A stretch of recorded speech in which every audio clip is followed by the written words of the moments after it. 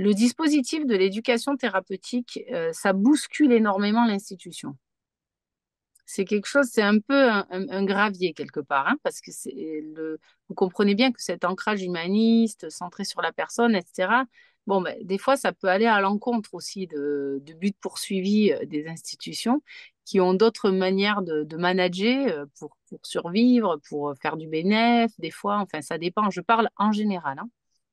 Et donc, quand on met en place ces dispositifs-là, pour ces raisons que je dis là, et aussi pour des raisons d'ordre purement organisationnel, finalement, c'est un travail colossal en interne pour faire bouger les lignes de la part des équipes qui s'engagent dans la mise en place de l'éducation thérapeutique.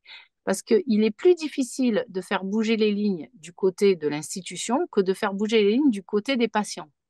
Si on ouvrait les portes du côté des patients, tout le monde s'engouffrerait, bien évidemment. Sauf que l'institution derrière nous bloque et les gens sont très lents à faire évoluer, changer, comprendre que ça peut rentrer dans les soins, comprendre qu'on peut venir animer un atelier, que faire un atelier avec 10 personnes, c'est gagner du temps par rapport à X consultations de 10 personnes qui prendront 10 fois plus de temps.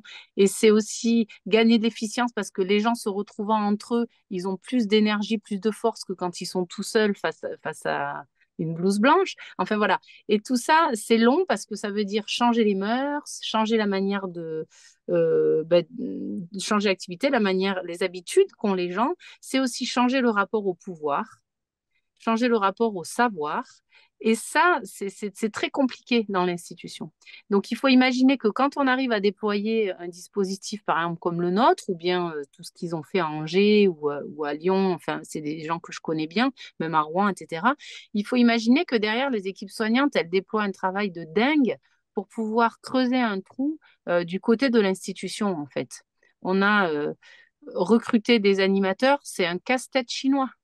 Les Mm. cadres nous mettent des bâtons dans les roues, les cadres sup nous mettent des bâtons dans les roues. Enfin, bon, Claire, je vais rebondir sur ce que tu dis. Il faut vas-y. bien comprendre que Mm. l'ARS finance à peu près 250 euros par patient pour un programme de TP. Donc, c'est très, Par très an. mal payé par an, s'il y a 4 ateliers plus un bilan éducatif partagé. Vous comprenez Mm. bien que ça fait pas Mm. grand-chose. Mm. Plus deux bilans éducatifs, ça C'est fait deux six. éducatifs et deux ateliers minimum. Ouais. Mm. Donc vous Quatre. comprenez bien que c'est très mal financé. Donc les institutions de santé, ils ont tout intérêt à facturer du soin plutôt que de facturer de l'ETP. Et c'est pour ça que les établissements de santé mettent un peu sous le tapis l'ETP. Après, il y a une question que moi je prends. Ouais, Oui, pardon. sauf que, comme je vous l'ai rappelé tout à l'heure dans mon exposé, étant donné que le TP est dans la loi et Hmm. que c'est dans la certification, les établissements de santé sont obligés d'en déployer quand les malades sont chroniques. D'accord? Et donc, quelque part, c'est notre levier le plus puissant aux équipes pour obliger l'établissement à soutenir notre initiative. Mais pour tenir la barre, pour la déployer comme on en a envie, c'est compliqué parce que il faut jouer sur ce chantage-là, de dire si tu veux cocher ta case Ouais. de l'application, alors il faut nous laisser déployer Ouais, l'activité. Mais ouais, ouais. c'est pas évident, quoi. Je vais juste rebondir à une remarque concernant le fait que nous ne soyons pas payés en tant que patient partenaire. Ça, c'est un choix de chacun, c'est le choix de l'établissement.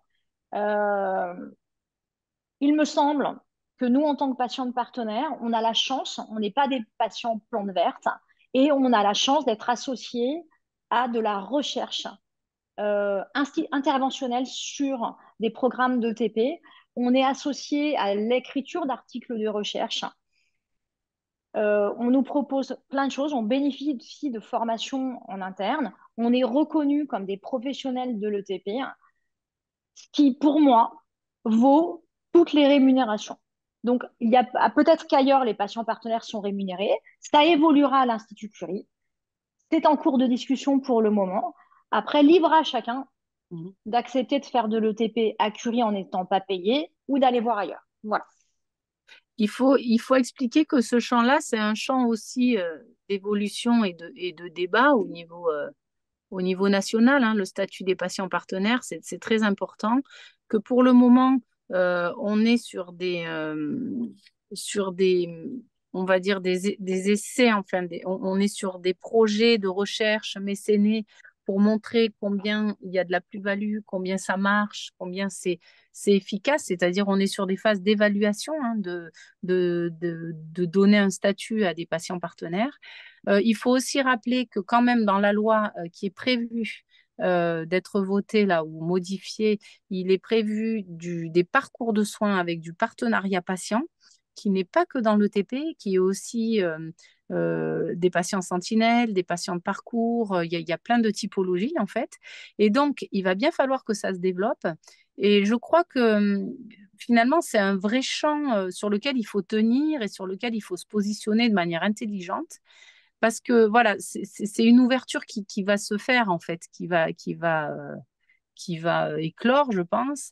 Et notamment, il y a déjà des patients qui ont été embauchés dans d'autres structures, dans d'autres structures à des postes hein, en tant que patients partenaires dans l'institution. Donc, il y a des institutions qui sont arrivées juridiquement finalement à justifier un salaire et à justifier un statut. Parce que ça pousse les lignes des conventions collectives, en fait. Ça pousse les lignes euh, oui, des statuts, des typologies d'emploi. Ça pousse les lignes aussi des devoirs auxquels sont soumis les professions.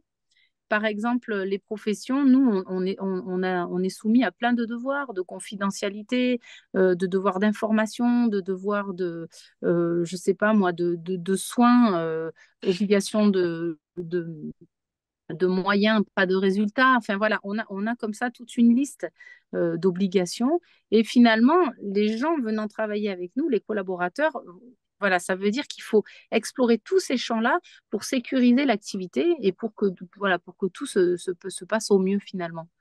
Et je trouve que ça, bon, ça prend du temps, mais ça fait évoluer les mentalités, ça bouge tout doucement, à droite, à gauche. Et avec Éléonore, on est en train de percer des trous là. On intervient ensemble dans les masters, en master et Ouais, en voilà. formation pour les professionnels de santé. Donc il y a plein de choses à faire. C'est que le début, hein. Ouais, Voilà. En tout cas, même s'il n'y a pas la rémunération, il y a une vision du patient partenaire intégré dans l'équipe. Et ça, c'est génial. On participe aux réunions de staff. Je ne sais pas s'il y a beaucoup d'hôpitaux où on fait ça concernant le TP. Et Françoise, tu m'avais interrogé pour me demander comment ça se passait ailleurs. Alors, j'ai la chance oui, d'intervenir euh, quand on disait que on peut être transversal, c'est-à-dire sortir de sa pathologie. J'interviens notamment dans des programmes de douleur. Oui, j'ai fait l'expérience de la douleur.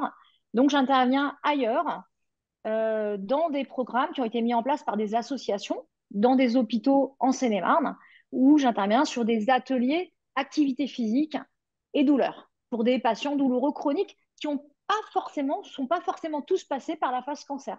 Donc là, on va lever des freins pour la reprise de l'activité physique. Comment je vois l'activité physique, qu'est-ce que c'est, comment je peux la pratiquer, comment je peux parler du fait que j'ai pas forcément envie de reprendre la course à pied à mon mari qui veut que j'aille courir, mais j'ai super mal, etc., etc.